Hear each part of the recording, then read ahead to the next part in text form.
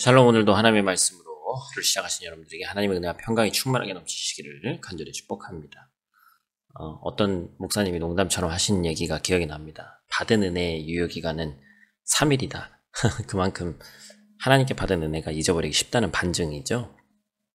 하나님께 예배드리며 은혜를 받았지만 주일날 나온과 동시에 또는 세상 속으로 나와서 월요일부터 살면 현실적인 문제들을 마주하면서 다시금 우리의 옛 습관과 옛 모습이 나오고 내 힘으로 내 뜻대로 하려는 모습을 보게 됩니다.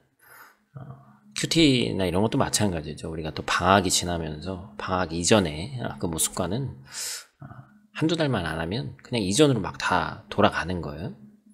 처리해야 될 일들도 많고 중간중간 내 시간도 갖고 싶고 그런 마음이 커지더라도 하나님의 율법을 기억하고 또 그러한 것들을 다시 지키려고 하는 마음의 자세를 놓치지 말아야 한다는 것입니다. 오늘 본문 말씀을 통해서 우리가 첫 번째로 기억해야 될 것은 기독교는 역설적인 종교다라는 것입니다. 약할 때 진정 영적으로 강해질 수 있다라는 것을 우리가 많이 들어봤어요. 기독교의 진리는 일반적인 법칙과는 다르기 때문이죠. 특히 사도 바울이 역설적인 표현을 참 자주 사용합니다.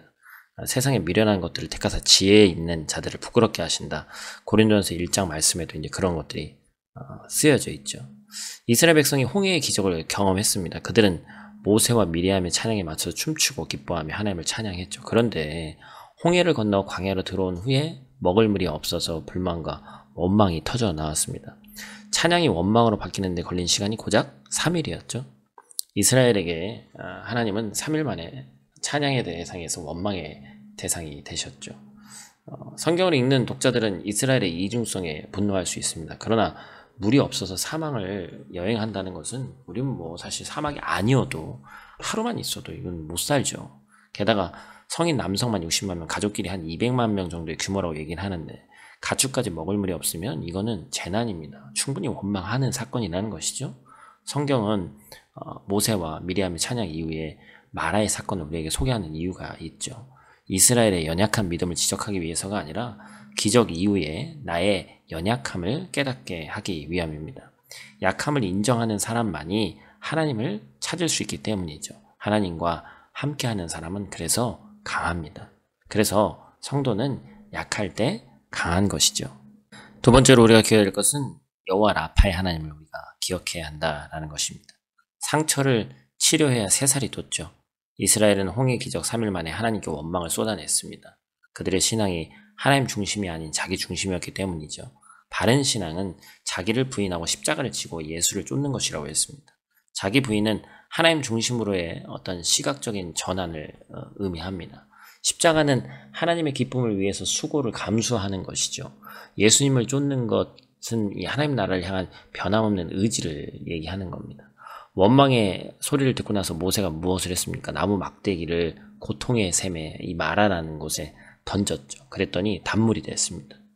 학자들은 이것은 이제 좀 신학적으로 해석하고 신약에 빗대어서 나무 막대기를 십자가와 같다 이렇게 풀이하죠. 그래서 원망 가득한 인생이 십자가를 만나면 하나님이 주시는 풍성한 삶을 살게 된다 이렇게 해석도 합니다. 십자가는 죄와 심판을 의미하죠. 구약에서의 십자가는 율법입니다.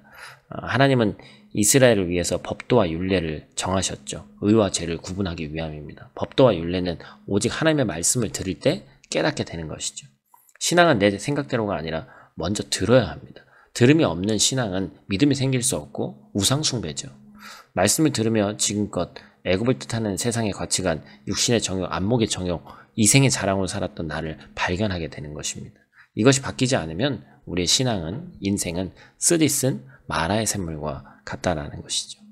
자기중심적인 신앙은 나를 아프게 하고 상대에게 상처를 가합니다. 고통의 연속이죠. 그래서 하나님은 하나님의 이름을 여호와 라파, 치료하시는 하나님이라고 말씀하십니다.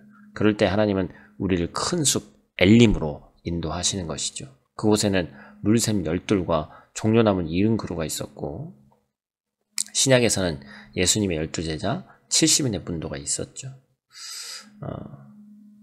크로닉 컴플레인이라는 말이 있습니다. 습관적 불평이라는 뜻이죠. 불평을 한다는 것은 불만족스러운 마음을 겉으로 표출하는 것인데 결국 불행함을 자인하는 것이 됩니다. 이러한 불평엔 중독성이 있어서 자칫 습관적 불평으로 이어지기 쉽기 때문에 조금 불만족스럽고 마음에 들지 않는다고 해서 불평부터 털어놓는 인생은 확실히 불행하게 되는 그러한 인생이 된다라는 것입니다. 오늘 말씀 꼭 기억하고 우리에게 주어진 말씀 붙잡고 승리하시기를 바라고 풍성한 하나님의 은혜가 넘치시는 오늘 하루 되시기를 축복합니다. 기도하겠습니다. 사랑의 아버지 하나님, 오늘 하루를 말씀으로 시작하게 하심에 감사를 드립니다. 주님의 채워주심 없이 공허한 마음으로 하루를 살지 않게 하시고 매일매일 우리에게 새로운 날을 허락하실 때 감사하며 주님의 은혜를 구하는 백성 되게 하여 주시옵소서.